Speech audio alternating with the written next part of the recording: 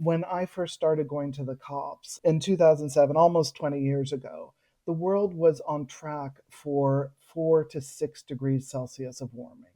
Today, according to Climate Action Tracker, we're on track for somewhere between 1.7 degrees Celsius and 2.7 degrees Celsius.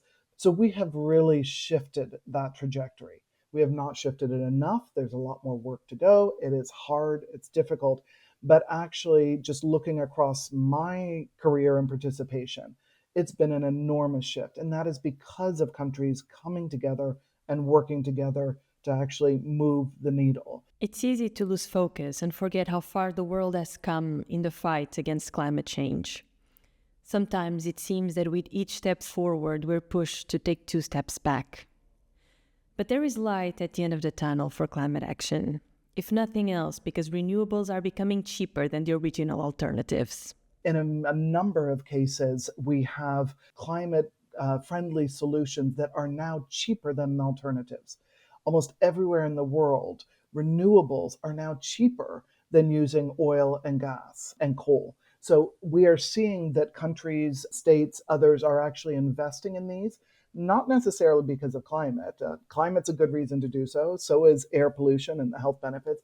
But actually, in a lot of places, they're just doing it because it's cheaper. The market has shifted. From Friends of Europe, this is Policy Voices. I'm Catarina Vila Nova. If you haven't already, please take a moment now to subscribe to Friends of Europe's podcast wherever you're listening to this now, to never miss an episode of Policy Voices. Today on the show, how to stay hopeful on the fight against climate change during Trump 2.0. Well, a great first step is listening to Helen Mountford. Helen is the president and CEO of ClimateWorks Foundation, a global platform for philanthropy to scale up climate solutions, and my guest for today's episode. Before joining ClimateWorks, Helen worked at OECD, that's the Organization for Economic Cooperation and Development, for 16 years. Her job was to advise governments on policy reforms and oversee work on things like green fiscal reform, climate change finance, and green growth. I spoke with Helen, who helped put things into perspective, but also left some serious homework for you leaders. Here's my conversation with Helen Mountford.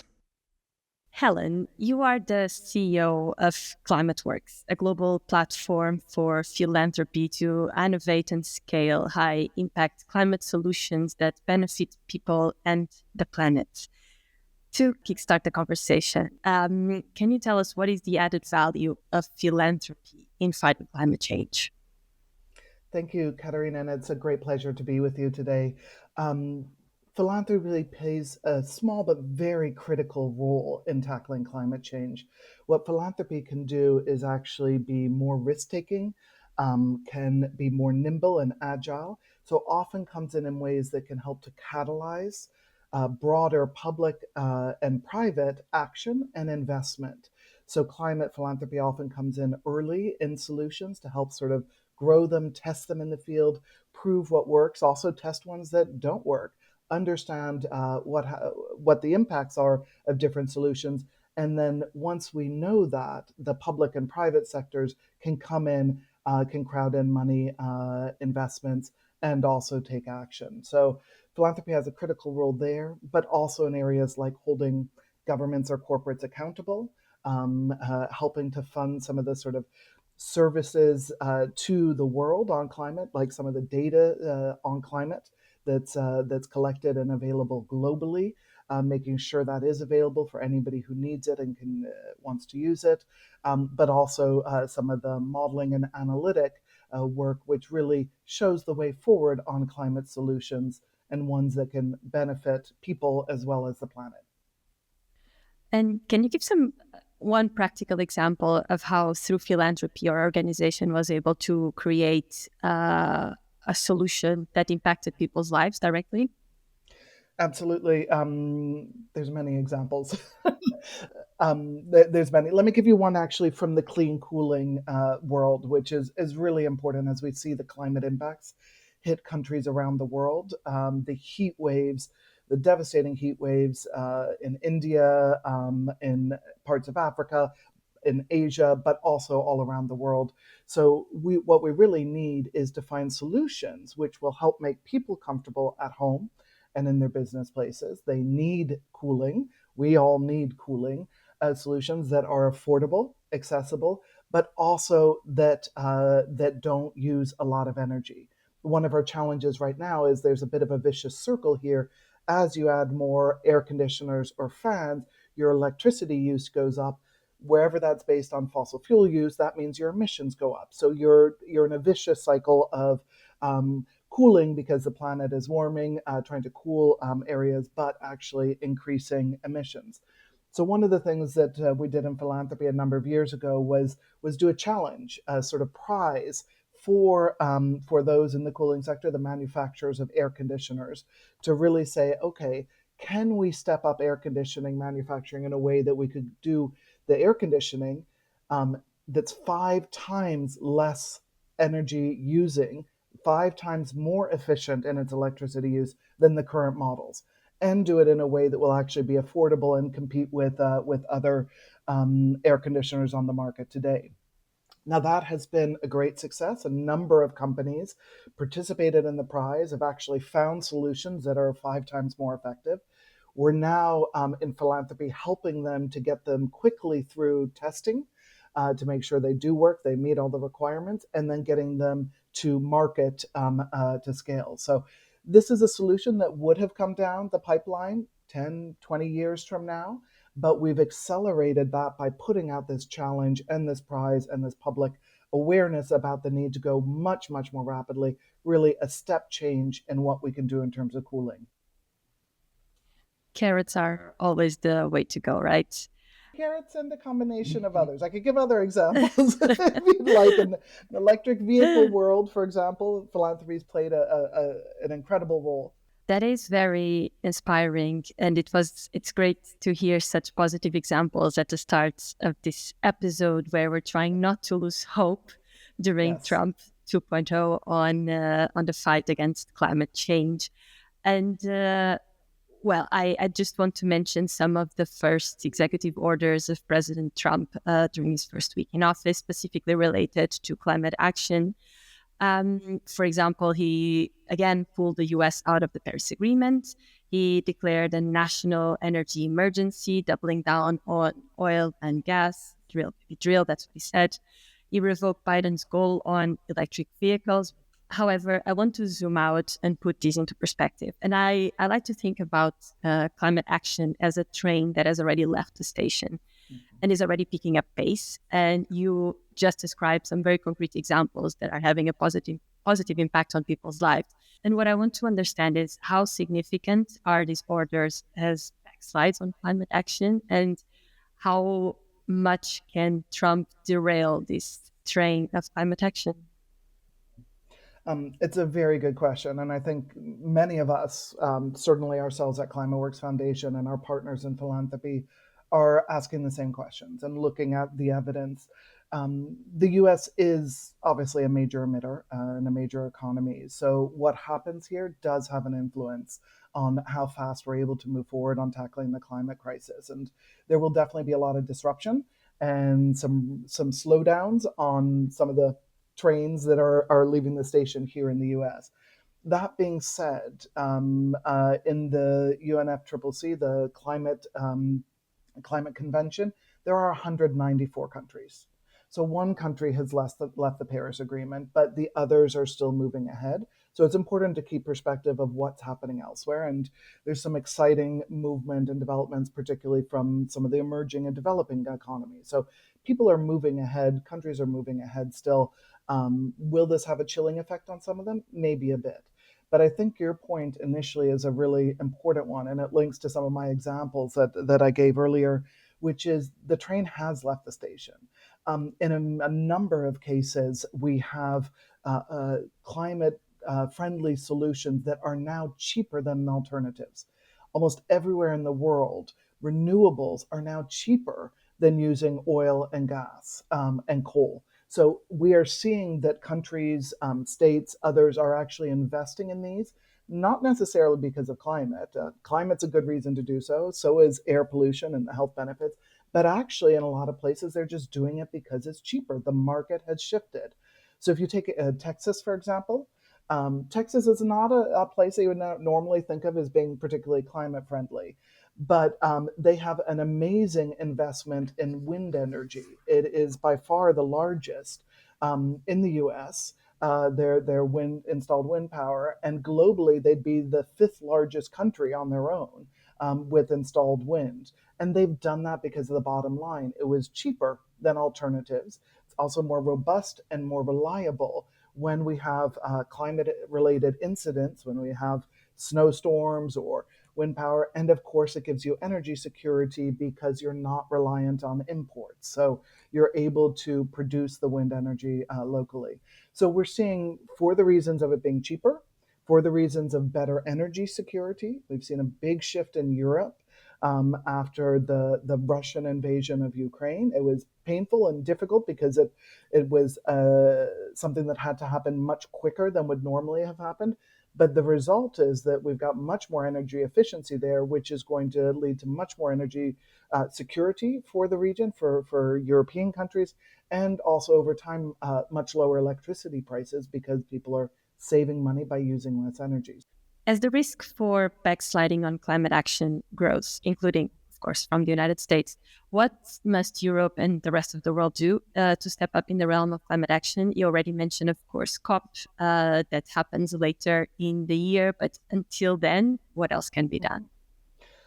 Well, I think until then and beyond then, there's a few things that we really need to do better and more of.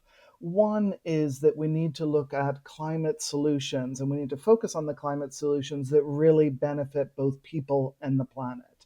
Many of our climate solutions, as we've already discussed, do, right? They bring great health benefits to people, they make electricity cheaper, all of these things. But we need to emphasize that a lot more and make sure that people understand that and realize the benefits so they are the biggest champions of moving this forward.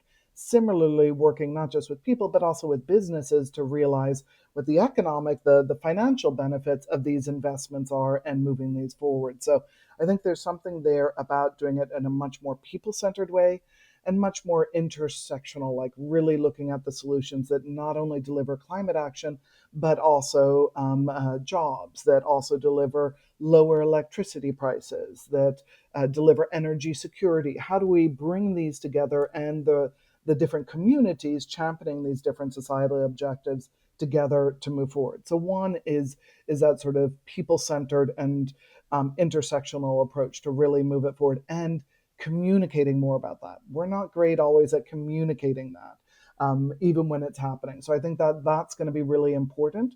Um, and it links to the sort of misinformation and disinformation campaigns we're seeing from the fossil fuel sector, right? They communicate much more loudly, much more compellingly in some cases, often and primarily with lies, but they are being heard. So we need to start bringing the truth to the table in much better ways and more compelling ways. That is another role I'm going to bring in for the EU is on that misinformation and disinformation. The EU is at the front lines of looking at how to properly regulate things like social media or AI. And the EU has to stay the course on that, in particular to help counter the misinformation, disinformation spread that we're seeing through social media, which is a real challenge to democracy everywhere. So being able to actually show that leadership, help move things forward in a way that brings more truth and honesty to all is going to be really important.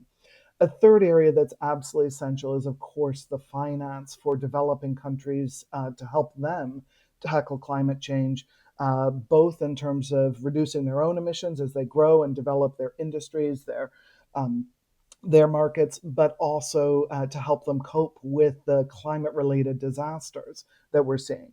Now, I know in the EU, budgets are very tight at the moment. There's a lot of competing priorities. But let me give a couple of ideas of where some of this money could come from. First, there remain very large subsidies and tax breaks to fossil fuels in the EU and globally. Globally, the tax breaks and subsidies, specific ones to fossil fuel production and use, amount to $1.4 trillion globally. That's not billion, that's not million, that's $1 trillion globally. It's insane. So we could shift some of that to things that actually matter more: clean energy, housing, education, but also supporting developing countries. A second one is there's a number of discussions now on sort of more innovative mechanisms for financing, and where could we do things like a levy, a tax on aviation fuel or on maritime fuel. These are two sectors that tend to be outside of the country commitments on climate. So could we do something collectively which helps to tax those and get the revenues to help various countries, but particularly developing countries, to move forward? Now, the International Maritime Organization is meeting in April to talk about fuel levy and how that might be collected, what levels there might be, and how they could do that. So EU could really come behind that and help move that forward, right? That's a way to actually collect a levy based on the trade in goods globally. And the final area is, of course, with the development banks and finance institutions, the IMF, the World Bank, others. And EU partners are really important partners at the table there with all countries, but ensuring that they bring forward a perspective and really strongly push for solutions that really deliver on development objectives for countries, and also are climate aligned, would be really important. So those are ways that the EU can really step up on the finance side. So that would be, sticking to its own work that needs to be done on the implementation of climate commitments, showing the benefits to people, helping to tackle the misinformation, disinformation, and of course helping to deliver the finance in for developing countries in ways that are more innovative and possible today, even amongst tight fiscal constraints. That's my priorities for the EU. Is that enough? I think that that's a lot. And I do sincerely hope that you leaders are listening and taking notes to everything you just said. At least we'll make sure they do. As the climate policies are being rolled back in the United States, what role do you think activists will have in the next 4 years? Yeah. The role of activists is incredibly important and will continue to be. They both hold decision makers and leaders accountable, whether that's in federal government, city governments, state governments, or business leaders. So they're able to sort of bring that accountability where there's commitments that have been made or things that need to be done, and highlight that. The second area is they're really important in mobilizing public understanding of issues and the potential solutions and some of the challenges. So again, as we talk about some of the misinformation, the importance of the activist community in actually highlighting what is happening, what are the realities on the ground, and what the benefits of climate solutions are for people and communities locally where they work is going to be important. And a third area that's been really important in the past, and I expect to see even more of it, is actually litigation and bringing forward the legal challenges when policies or measures are rolled back, or that we're helping to protect people and to benefit our environment and our economy. When those are rolled back, doing legal challenges to those. And similarly, when policies are put forward that aren't ambitious enough and don't really do what we need to protect people and ensure a sustainable livelihood, not just now, but also for future generations. So, I think the activist roles are going to be really important. I think the other thing that's going to be important for activists, but also for all of us in the climate community, is ensuring some self-care during this time. It's a mission-driven area to be working in, and it's hard. And we need to be able to support each other, occasionally take a step back, and have some fun while we're doing this difficult, hard, and often painful work. That was incredibly inspiring and indeed a very powerful message to leave. We're not done yet, but I really wanted to take a moment to appreciate that, because it can be indeed very daunting. Yes. So thank you for that. You worked at the OECD for 16 years, and I want to change gears a bit and focus on other actors. Do you remain hopeful in the robustness of international institutions, such as, of course, the OECD, but also the United Nations, the Paris Agreement framework, as bastions of the fight against climate change? I do. These international organizations are really essential. They need to evolve with the times and respond to what the needs are, which shift over time. So we need some of that evolution now. I think we're at a pivot period. We're halfway through the decisive decade of halving emissions by 2030. This is the year of the 10-year anniversary of the Paris Agreement. There's a lot that's happening now at COP30 in Brazil later this year. We want countries to come back with enhanced national climate targets. So there's a lot happening right now. And so we need the institutions to evolve. But if you look at something like the UNFCCC and what's actually been achieved there, when I first started going to the COPs, which was in 2007, so I can't remember which COP that was, but that was a number of years ago. In 2007, almost 20 years ago, the world was on track for 4 to 6 degrees Celsius of warming. 4 to 6 degrees Celsius of warming. Now, today, according to Climate Action Tracker, we're on track for somewhere between 1.7 degrees Celsius and 2.7 degrees Celsius, based on the commitments that countries have laid out, their own commitments for 2030 and beyond. So we have really shifted that trajectory. We have not shifted it enough. There's a lot more work to go. It is hard, it's difficult, but actually, just looking across my career and participation, it's been an enormous shift. And that is because of countries coming together and working together to actually move the needle. So I have seen that. Organizations like OECD were set up for countries to voluntarily, willingly come together to share experience on setting up policies, implementing them, the design, how that works, learn from each other, learn from research and analysis and data that the Secretariat produces. And there's more and more countries who want to be a part of that learning journey and to grow and develop and accelerate what they're able to do, whether it's on climate or it's on taxation or it's on trade, want to actually learn and work together. So there's definitely roles there. I think a major focus going forward for me is really going to be that how do you do the implementation, not just the target setting, which has worked well through the UNFCCC, but the implementation, helping countries to implement, how you get the finance flowing properly at the scale that we need. And that is not happening yet. So those are two areas. The third one for me is, again, just showing that the benefits accrue to people and the economy and can help to serve multiple societal objectives: climate and energy security and health and jobs, etc. So to me, those are the three things that we need these institutions to really help on as we go forward: the implementation, the finance, and ensuring that the benefits to people, the economy, are as clear as the benefits to the planet. Who will, for you, be the face of climate action in 2025? That is a good question. I think probably none of the usual suspects. None of those that we think of right now as major climate champions.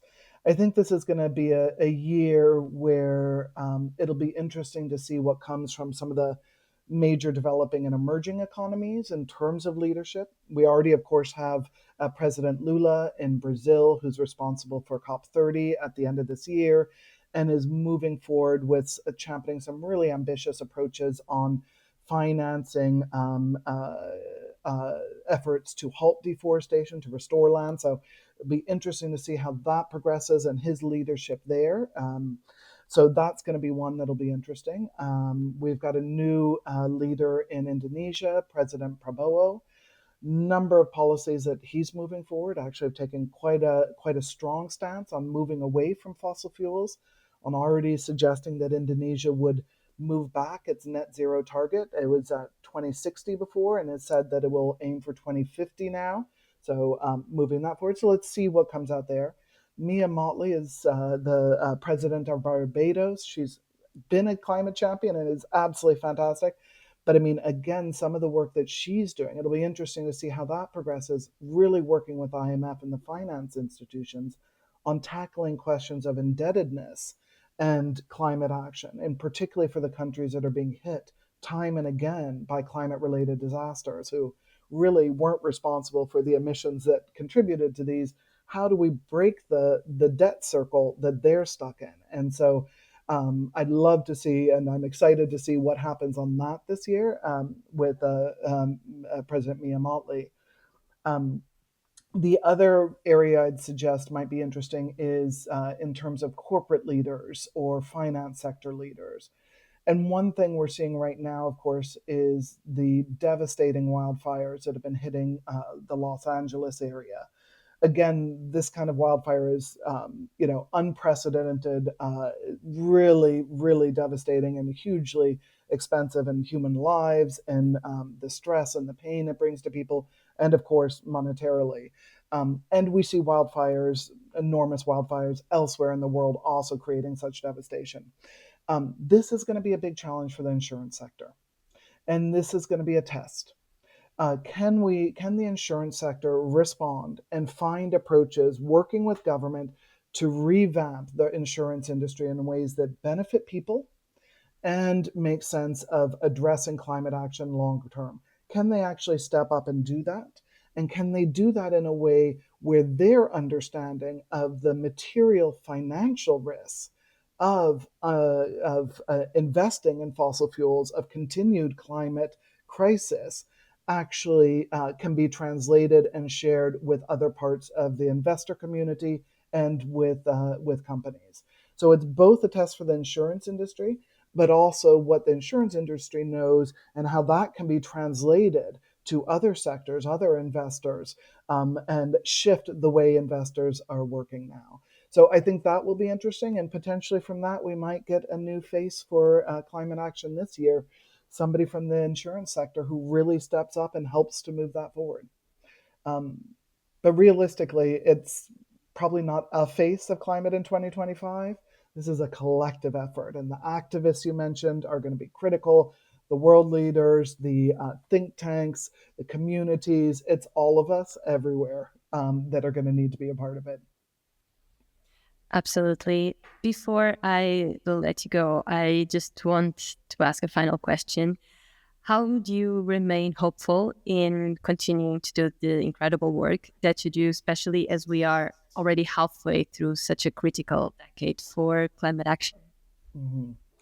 Um, I've borrowed a sort of term from Christiana Figueres, who is wonderful head of the UN Framework Convention on Climate Change for a number of years and achieved so much, including the Paris Agreement. And that is a stubborn optimist. She says, she claims this, and I really relate to this. I'm not hopeful or an optimist just because I think things are going to go well. They're not necessarily. But I am a stubborn optimist because we will work together. We're continuing to work together, and we will make it go well. Is the idea there? So, I mean, that's what gets me up every morning. If I was too pessimistic, I'd just stay in bed under the covers. I get up every morning and really believe that what we're doing is making a difference, and I see that happening. We see that through what's happened in the markets on a number of these areas: renewable energy, EVs, batteries, the new technologies that have come forward, the savings that are associated with these, renewable energy being cheaper than the alternatives everywhere, providing better, more reliable electricity, being able to contribute to energy security. These are the solutions we need, and the markets realize that and are now moving in that direction. So that really gives me hope. What we've seen in some of these, I mentioned clean cooling at the start. I mean, we're seeing the solutions coming forward that can really make a leap change in the emissions and in the way we tackle the climate crisis, and in ways that benefit people, are more affordable, and can really help us solve the crisis. So that's the second thing that's one of the things that makes me a stubborn optimist. We've worked together and we've actually achieved that. The final one I'd say is just the willingness and the engagement of people. Sadly, as the climate crisis continues to hit, more and more people are individually impacted or know people are impacted. And I think the rising awareness of the crisis and the need to move and the public engagement and wanting governments to move is really quite significantly different from what we saw even 5, 10 years ago. Not always translating into votes because there's so many other issues on the minds of voters, but it is increasing. And I think that pressure, if we're able to bring that pressure and that desire by people and the voting public to really put pressure on their leaders to take action, that also is going to be just incredibly important as we go forward. Helen, thank you so much for this inspiring conversation. Thank you, Catarina. It was wonderful to talk to you. And that's it for today's show. I'm Catarina Vila Nova, and Policy Voices will be back again next week. Until then, goodbye.